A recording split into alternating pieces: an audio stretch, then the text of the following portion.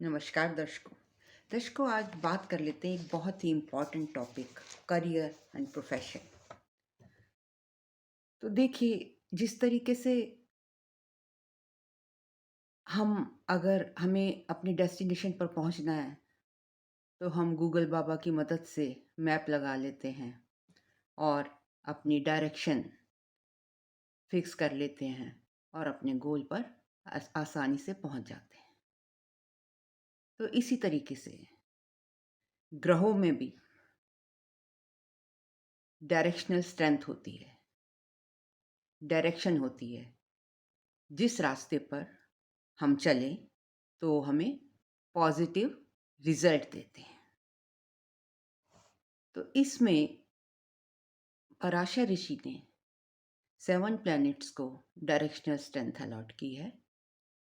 Rahu and Ketu are exceptional, but in that case you can take the direction of Saturn for Rahu and Mars for Ketu because they are considered the co-lord of Rahu and Ketu respectively.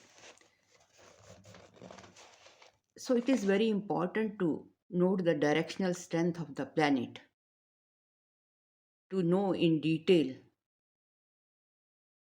the benefic aspect of various planets in career and profession.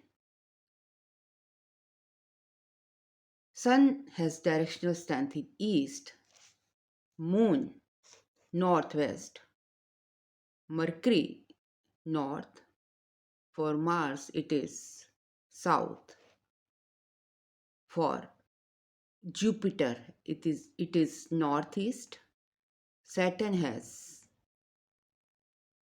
directional strength in west, Venus southeast, and Ketu north northeast, and Rahu southwest.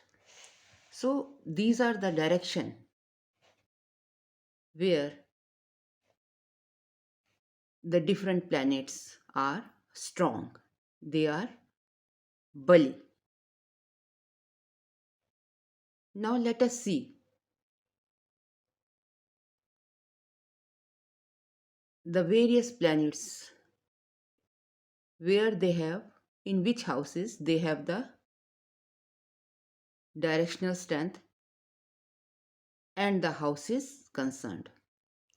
So if house wise we see, Sun is strong in 10th house, Moon 4th house, Venus 4th house, Mercury 1st house, Jupiter 1st house, Mars 10th house, and Saturn 7th house. So these are the various houses in which these planets are Bali and have directional strength. So how to know in our horoscope which house will support the most? कहाँ से हमको सबसे ज़्यादा धन मिलेगा, किस house से, in relation to career, job, profession? तो आइए देखते हैं विद एग्जाम्पल्स। सन, ये एक स्कॉर्पियो लग्न की कुंडली है और स्कॉर्पियो लग्न में 10th हाउस का लॉर्ड कौन होता है? सन। तो सबसे पहले हमें ये देखना है कि आपकी कुंडली में 10th लॉर्ड कौन है। इस एग्जाम्पल में 10th लॉर्ड सन है। सेकंड पॉइंट हमने देखना है कि जो 10th लॉर्ड है वो कहाँ बैठे हैं। तो यहाँ पर 10th लॉर्ड हमारे लग्न में बैठे हैं। फर्स्ट पॉइंट आप देखेंगे कि आपका 10th लॉर्ड कौन है। सेकंड आप देखेंगे कि वो कुंडली में कहाँ बैठा है। नंबर 3, अब सन को डायरेक्शनल स्ट्रेंथ मिलती है 10th हाउस में। तो क्या आप ये कहें कि सबसे ज़्यादा बेनिफिट करियर के मामले में हमें फर्स्ट हाउस से मिलेगा? जी नहीं, यहाँ हम गलत हैं। तो क्या देखना है हमें? Because sun gets directional strength in 10th house, तो हम ये काउंट करेंगे कि कौन से घर से हम गिने कि जो हमारा 10th लॉर्ड है वो 10th पड़े। तो जब हमने काउंट किया तो ये आया हमारा 4th हाउस। इट मीन्स कि जो हमारा 4th हाउस है वो हमारे करियर को सबसे ज़्यादा सपोर्ट देगा। मीन्स अगर आप अपना करियर जॉब चॉइस करना चाहते हैं तो 4th house related property, conveyance और फूड and all the कारक tattvas which belong to 4th house, उससे रिलेटेड आप जॉब करेंगे, प्रोफेशन करेंगे तो आपको सबसे ज़्यादा फ़ायदा होगा और सबसे ज़्यादा ये हाउस कुंडली का आपको आपके प्रोफेशन में सपोर्ट करेगा। बिकॉज ये इसकी सन की डायरेक्शनल स्ट्रेंथ 10th है, तो हमें 10th से जब हमने काउंट किया तो हमारा 4th हाउस आया। बात कर लेते हैं चंद्रमा। लिब्रा लगन की कुंडली में 10th लॉर्ड इज मून, और मून कहाँ बैठे हैं? मून बैठे 11th हाउस में। Moon has the directional strength in 4th house. चौथे घर में मून को डायरेक्शनल स्ट्रेंथ मिलती है। तो अब हमें करना क्या है?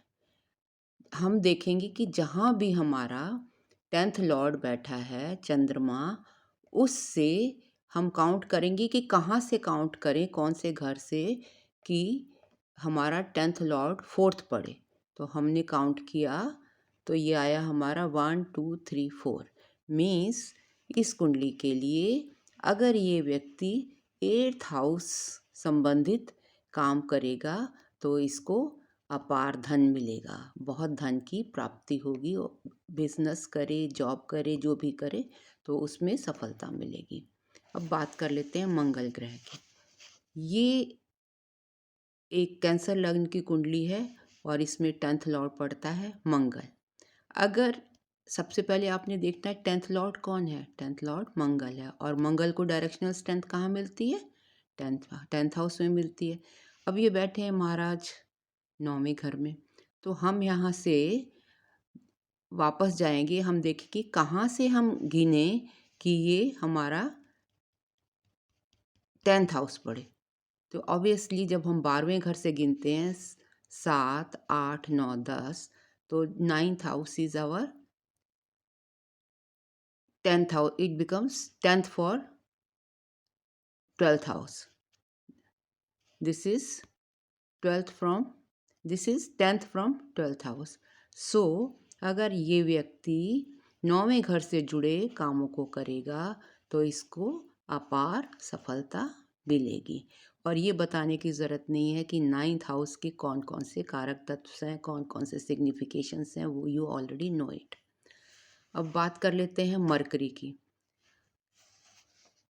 सेजिटेरियस लग्न में 10th लॉर्ड होता है mercury, and if it is sitting in लग्न, तो मरकरी को कहाँ पावर मिलती है? मरकरी जो है डायरेक्शनल स्ट्रेंथ उसको लग्न में मिलती है।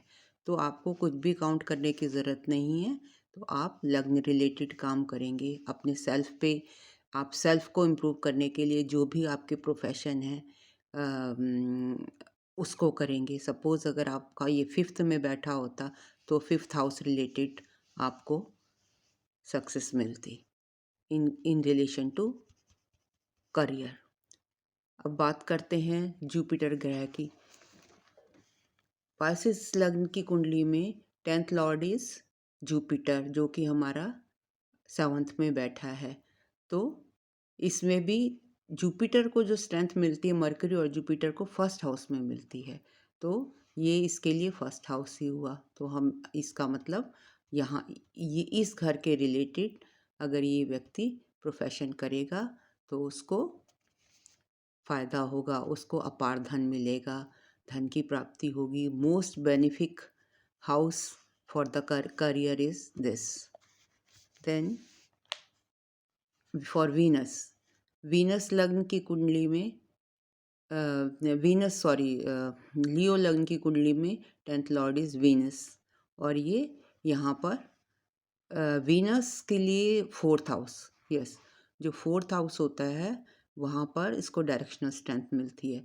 तो हम कहाँ से काउंट करेंगे? हम यहाँ से काउंट करेंगे तो हमारा जो 10th लॉर्ड है वो 4th पड़ेगा। इसका मतलब 7th हाउस रिलेटेड ऐसा व्यक्ति काम करेगा तो उसको सक्सेस मिलेगी, उसको अपार धन की प्राप्ति होगी, उसको राइज इन करियर मिलेगा। This is the most beneficial house for the in respect of the career. इसी तरीके से सैटर्न है। सैटर्न इन मेष लग्न कुंडली, Saturn is 10th Lord and it if it is sitting in 7th house, तो 7th house और सैटर्न को कहाँ पर डायरेक्शनल स्ट्रेंथ मिलती है? 7th हाउस में। तो अगर हम इसको, इसका मतलब अगर हम यहाँ से काउंट करेंगे तो it will be 7th house for it. So means first house related work will be beneficial for this person, for this person's career। जैसे जिम वगैरह भी होते हैं, ये जिम भी खोल सकते हैं, या और भी कुछ ये योगा सिखा सकते हैं, मतलब अपनी फिटनेस कंसर्न जो भी बिजनेस हैं या उससे रिलेटेड सर्विस भी कर सकते हैं। तो ये this will be the most powerful house in respect of the career. तो ये था मेरा एनालिसिस।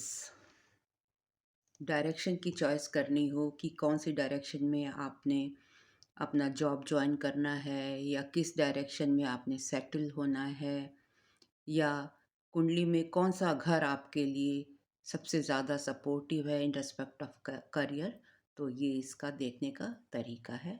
मैं फिर से एक बार कंक्लूज़न आपको रिपीट कर देती हूँ कि सबसे पहले कुंडली में आप देखिए कि आपका 10th लॉर्ड कौन है।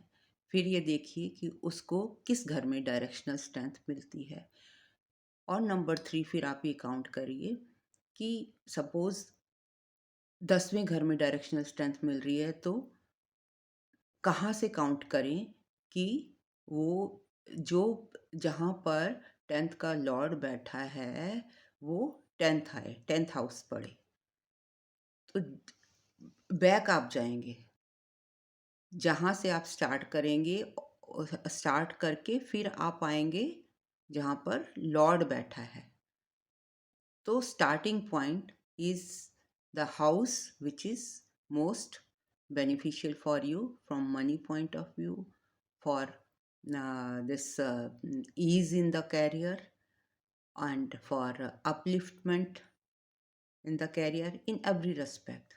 So this was my analysis. If you like my video, kindly like, comment, share and subscribe it. And in case of any query, you can ask me at my email address or in comment box. Thank you very much for listening me so patiently.